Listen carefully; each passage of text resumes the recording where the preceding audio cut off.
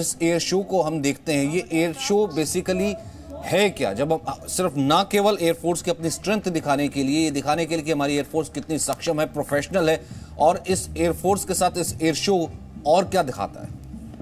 देखिए, सबसे बड़ी जो बात है, इसके पीछे संदेश जो जाता है हमारे युवाओं के लिए, हमारे जो भारतीय देशवासी हैं उनके लिए, कि भारतीय वायुसेना जो कहती है वो देखिए, अक्सर वो लोग देख नहीं पाते कि क्या डेवलपमेंट हो रहे हैं, क्योंकि ये एयर बेसेस जो है वो शहरों से, पॉपुलेशन से दूर होते हैं। और जो ये दिन ऐसा होता है कि सब उनकी आंखों के सामने हो रहा होता है, वो देख सकते हैं कि सचमुच जो कहा जा रहा है वो हो रहा है कि नहीं हो रहा है। उन्होंने सुना राफेल राफेल, और राफेल उनके सामने है, तो निश्चित रूप से वो उनको गौरव होता है कि जो हमारी वायुसेनाएं जो है बहुत तेजी से आगे बढ़ रही हैं। पुराने जहाज जब हमको दिखाते हैं तो बताते हैं कि किस एरा में हम रहे, किस प्रकार से भारतीय योद्धाओं ने, वीर योद्धाओं ने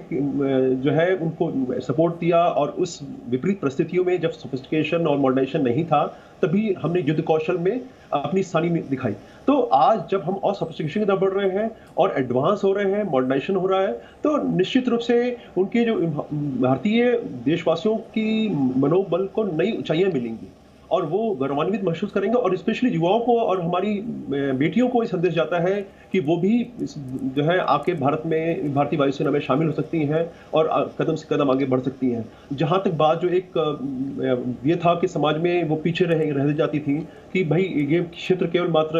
लड़कों के लिए है, उसको तोड़ा गया, और अब भारतीय वायुसेना में महिलाएं और पुरुष दोनों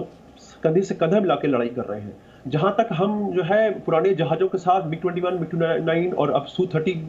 के साथ, अब हम जब 15 चिनूक और 22 AH-64 अपाचे गनशिप जैसे जहाज, राफेल इसमें कंट्रीब्यूशन हो गया है, तो अब नए नए आयाम के साथ पढ़ रहे हैं। देखिए, कहते हैं कि 2025 तक हम 5th generation stealth fighter aircraft भी बना लेंगे। तो जिस प्रकार से तेजी से HAL, DRDO और बाकी जो दूसरे ऑर्गेनाइजेशंस हैं लगे हुए हैं, वो बताता है कि हमारे पास क्षमताओं की कमी नहीं है, केवल मात्र समस्या थी इच्छा शक्ति की। और जो अब आज जब हम आत्मनिर्भर और सक्षम होने का प्रयास कर रहे हैं, तो